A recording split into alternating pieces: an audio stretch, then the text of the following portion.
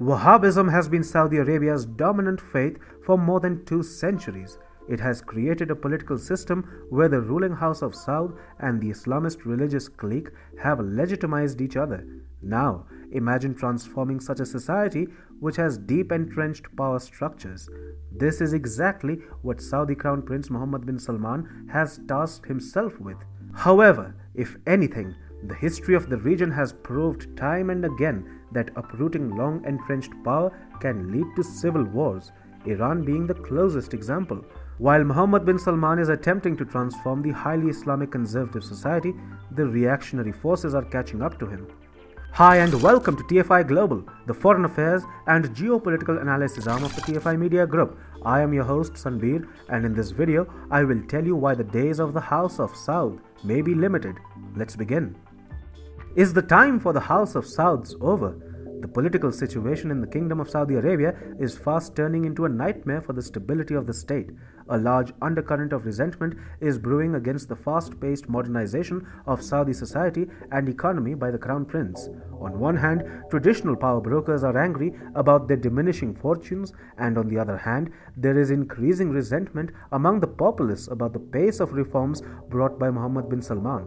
According to an article in The Economist, repression and fear are deterring Saudi Arabia's traditional power brokers from seeking to unseat Crown Prince Mohammed bin Salman. Religious scholars, princes from the governing House of Saud, and ordinary conservative Saudis are alleged to be enraged by the prince's changes, and they would love nothing more than to depose or assassinate the de facto ruler of the kingdom. You see, if a leader tries to bring revolutionary changes and transform society, it leads to many dissatisfied parties resisting such changes.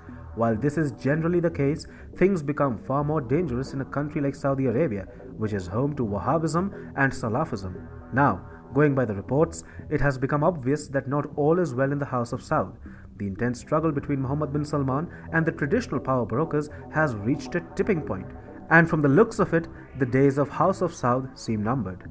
Mohammed bin Salman is today considered the de facto ruler of Saudi Arabia, and who is advancing the clear and effective diplomacy of his country without centering it on oil.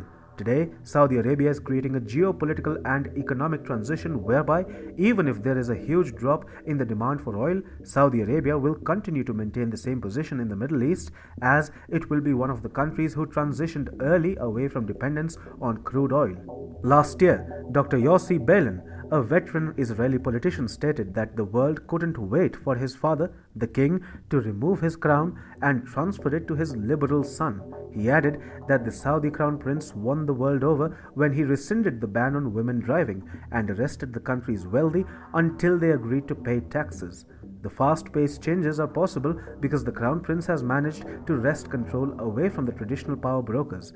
But this is where problems arise, as many of the long-standing power structures find themselves with no say. The Economist article refers to traditional religious scholars as Salafists, and they have a lot to complain about. Bin Salman is believed to have shattered a 3-century alliance between them and the House of Saud. The prince is alleged to have undercut what has been a crucial foundation of the Saudi state by imposing sermons, limiting the power of the religious police, and arresting popular preachers. Many royals are reported to be in the same boat. Their ability to petition the monarchy for money from Saudi coffers has been weakened.